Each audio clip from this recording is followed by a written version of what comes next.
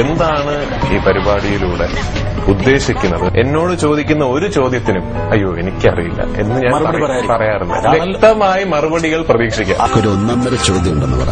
മുഖത്ത് നോക്കി സംസാരിക്കും. അഹങ്കാരിയാണ്. ഇവനാണ് ഞങ്ങ പറഞ്ഞ നടൻ. ഇവനാണ് നടൻ. ഒരു നല്ല ജേർണലിസ്റ്റ് ഒരു പബ്ലിക് ഫിഗറിനെ ഇന്റർവ്യൂ ചെയ്യാൻ വരുമ്പോൾ അദ്ദേഹത്തിന്റെ മുൻകാല ഇന്റർവ്യൂസ്, അദ്ദേഹം മുൻകാലം പ്രസ്താവനകൾ, മുന്നിൽ അദ്ദേഹം പത്രങ്ങളിലും ചാനലുകളിലും സംസാരിച്ചിട്ടുള്ള കാര്യങ്ങൾ എല്ലാം ഒരു കൺസൈസ് ആയിട്ടെങ്കിലും ഒന്ന് നോക്കിയിട്ട് വേണമല്ലോ ഇന്റർവ്യൂ ചെയ്യാൻ വരാൻ. IAS പരീക്ഷയുടെ തലേന്നാണ് എനിക്ക് ഫ്ലൂ പിടിപെട്ടത്. എന്റെ മോന്റെ IAS പോയെന്നും പറഞ്ഞ് എന്റെ പപ്പ പൊട്ടിക്കരഞ്ഞത് ഞാൻ ഇപ്പോഴും ഓർക്കുന്നു. ഇവനാണ് ഞങ്ങ പറഞ്ഞ നടൻ. ഇവനാണ് നടൻ. ഇംഗ്ലീഷ് സംസാരിക്കാനായ സൗത്ത് ഇന്ത്യൻ ഹീറോസിലാരുള്ള സംസാരിക്കുന്ന ഒരു ഹീറോയെ ആയിരുന്നു. അപ്പം പൃഥ്വിരാജിന്റെ പേര് വന്നിരുന്നു. And we got talking.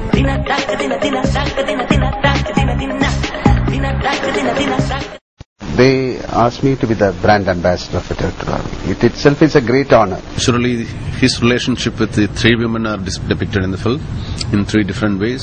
To be frank with you, in the cinema world, Rajinikanth is only a king, probably a king. But Amitabh Bachchan is an emperor. You're being very modest. No, it's the fact.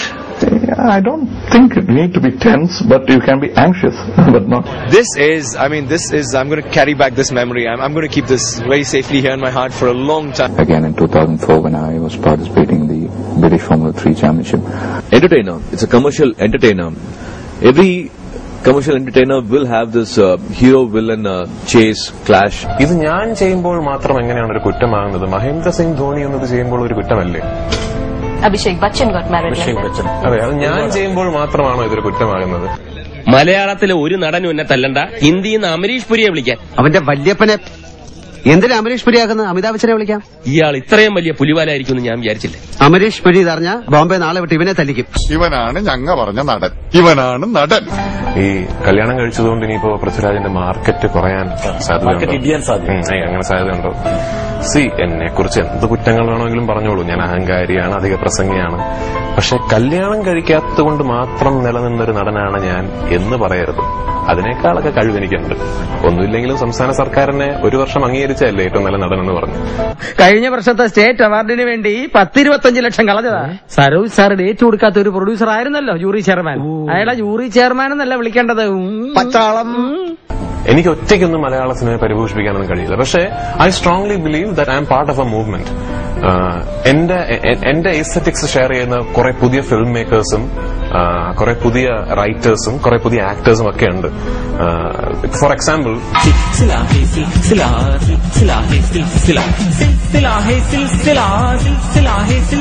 ഇങ്ങനെ നശിക്കട്ടെ, ഇവൻ ഇനി ഒരിക്കലും നന്നാവരുത്. കാരണം ഇങ്ങനെയൊക്കെയുള്ള പ്രതിഭയുള്ളവർ വന്നു കഴിഞ്ഞാൽ കഷ്ടം എന്നുള്ള രീതി വരാം. ഉറുമി പോലൊരു സിനിമ ഞാൻ കാരണം ഇവിടെ സംഭവിക്കുക എന്ന് പറയുന്നത് എനിക്ക് ഭയങ്കര അഭിമാനമുണ്ട്. We had the option of doing that film in any language. നമുക്ക് ഇത്രയും ബുദ്ധിമുട്ടുകൾ ഇല്ലാതെ അത് തമിഴിലോ തെലുങ്കിലോ ഹിന്ദിയിലോ ചെയ്യാമായിരുന്നു. എന്റെ വാശി, എന്റെയും സന്തോഷവന്റെയും വാശിയായിരുന്നു മലയാളത്തിൽ ഇങ്ങനെ ഒരു പ്രോഡക്റ്റ് ഉണ്ടാകണം. എന്റെ അച്ഛൻ ബോംബെയിൽ എയർ ഇന്ത്യയിൽ ജോലി ചെയ്യുന്ന കാലത്ത് ഒരു ബെഞ്ചിൽ നിന്ന് പഠിച്ച ഞാനും അമീർ ഖാനും. അവൻ വലിയ സ്റ്റാറായി. എടാ ബേബി, നീ എന്നെ വെച്ചൊരു ഹിന്ദി പടം എടുക്കടാന്ന് പലതവണ എന്നോട് അവൻ പറഞ്ഞിട്ടുള്ളതോ. എന്നിട്ടും ഞാൻ അമീറിന്റെ ആരാധകനല്ല. കാരണം ഞാൻ സ്നേഹിക്കുന്നത് കലയാണ്. ഏത് കലയെ? ആ കല ഞാൻ സരോജിൽ കാണുന്നു. ഓ, ആ കല. ഇവനാണ് ഞങ്ങ പറഞ്ഞ നടൻ. ഇവനാണ് നടൻ. മമ്മൂട്ടി ആൻഡ് മോഹൻലാൽ, ഇവർ രണ്ടുപേരും എന്നെ ഒരു സിനിമ കണ്ടിട്ട് വിളിച്ച് ആ സിനിമ ഞാൻ കണ്ടു, നന്നായിട്ടുണ്ട് എന്ന് ഇതുവരെ എന്റെ അടുത്ത് പറഞ്ഞിട്ടില്ല. Marlon Brando, Al Pacino, Robert De Niro, Denzel Washington, Laurence Olivier, Paul Muni, Jack Nicholson, Anthony Hopkins, Sanjay Kumar, Ashok Kumar, Naseeruddin Shah, Paresh Rawal തുടങ്ങിയവർ അഭിനയിച്ച പടങ്ങൾ പോയി കാണാൻ. എന്നിട്ട് അഭിനയം എന്തെന്ന് പഠിക്കുക. ഇനിയും പൃഥ്വിരാജിന് ഒരുപാട് ദൂരം മൈൽസ് ടു ഗോ. അതായത് പ്രൊഡ്യൂസറായി നാളെ എനിക്കൊന്ന് സംവിധാനം കൂടി ചെയ്തു തീർച്ചയായിട്ടും വരുന്നു. അങ്ങനെ തോറ്റു കൊടുക്കുന്നവനല്ല രാജപ്പൻ. ഞാൻ പണം മുടക്കി, ഞാൻ സംവിധാനം ചെയ്ത്, ഞാൻ അഭിനയിച്ച് പടം ഇറക്കാനും എനിക്കറിയാം.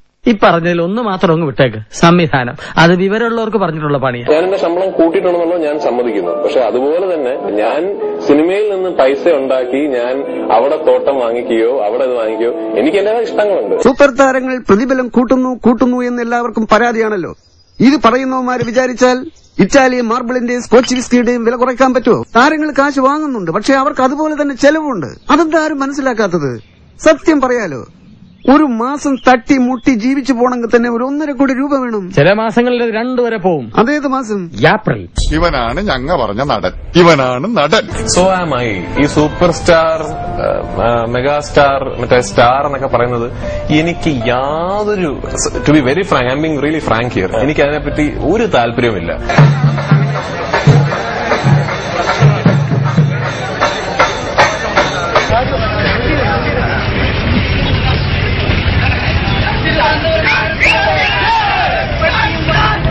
ഐഡിയലി ഞാൻ നേരത്തെ പറഞ്ഞൊരു മൂവ്മെന്റിനെ കുറിച്ച് സംസാരിച്ചല്ലോ, ആ മൂവ്മെന്റ് എത്തിപ്പെടേണ്ടത് സൂപ്പർ താരങ്ങൾ ഇല്ലാത്ത ഒരു ഇൻഡസ്ട്രിയിലേക്കാണ്.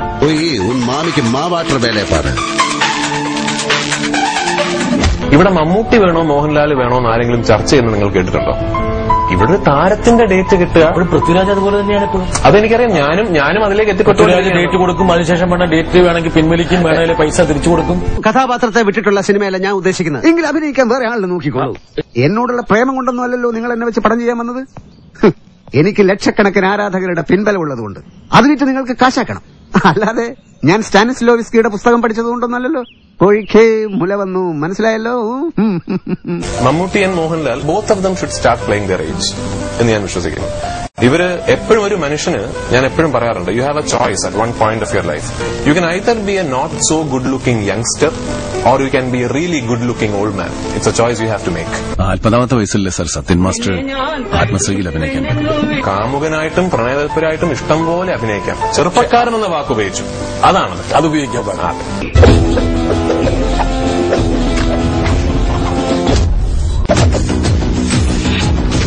पिक्चर अभी भी बाकी है भाई.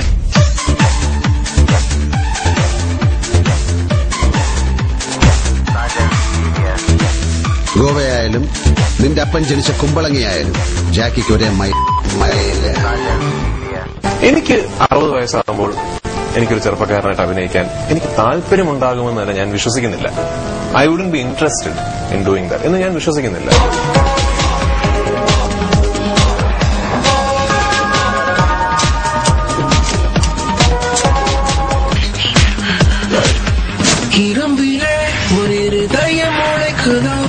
முதல் முறை காதல் அழைக்குதோ, இரும்பிலே ஒரு இருதயம் அழைக்குதோ, முதல் முறை காதல் அழைக்குதோ, உச்சியும் ஒன்றாக. പലപ്പോഴും നമ്മൾക്കത്ര അഭിമാനിക്കാൻ പറ്റുന്ന പടങ്ങളല്ല ഇവിടെ ഓടുന്ന സിനിമകളാകുന്നത്. പലപ്പോഴും നല്ല സിനിമകൾ എന്ന് നമുക്ക് എല്ലാവർക്കും അറിയാവുന്ന, ഇപ്പൊ 2 കേറിയച്ചാണ് ഞാൻ ഇങ്ങോട്ട് കേറി വന്നതെങ്കിൽ കളക്ടറാണ് SP ആണെന്നൊന്നും ഞാൻ നോക്കിയാലായിരുന്നു. ഇടിച്ച് കൂമ്പ് കലക്കി രക്തം മുള്ളിച്ചാണ് ഞാൻ. വന്ന് മുള്ളിക്കടാ, ചവിട്ടി നിന്റെ ആടിയാതരം കലക്കും ഞാൻ. അതെ, എന്റെ അച്ഛനാണ്, കാർട്ടൂണിസ്റ്റ് ആയിരുന്നു. അച്ഛൻ വരച്ച ഏറ്റവും മോശം കാർട്ടൂണാണ് ഞാനെന്ന് എപ്പോഴും പറയാറുള്ളത്. അച്ഛന്റെ ഫ്രണ്ടാണല്ലേ. Nice to meet you uncle. കെട്ടൊന്ന് അഴിച്ചോടെ ഇവനാണ് ഞങ്ങ പറഞ്ഞ നടൻ. ഇവനാണ് നടൻ. ഞാൻ പണി കൊടുക്കാൻ മാത്രം വൃത്തിയായിട്ട് ഒരു എതിരാളി ഇല്ല എനിക്ക്.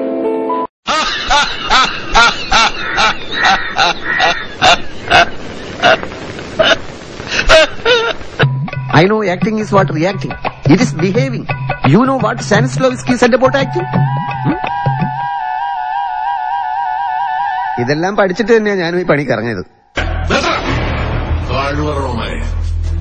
ഇനി ഒരു അച്ഛനെ വേണ്ടി ചവിട്ടി പണ്ടം പൊട്ടിക്കിന് അവനൊരു അടികാരൻ.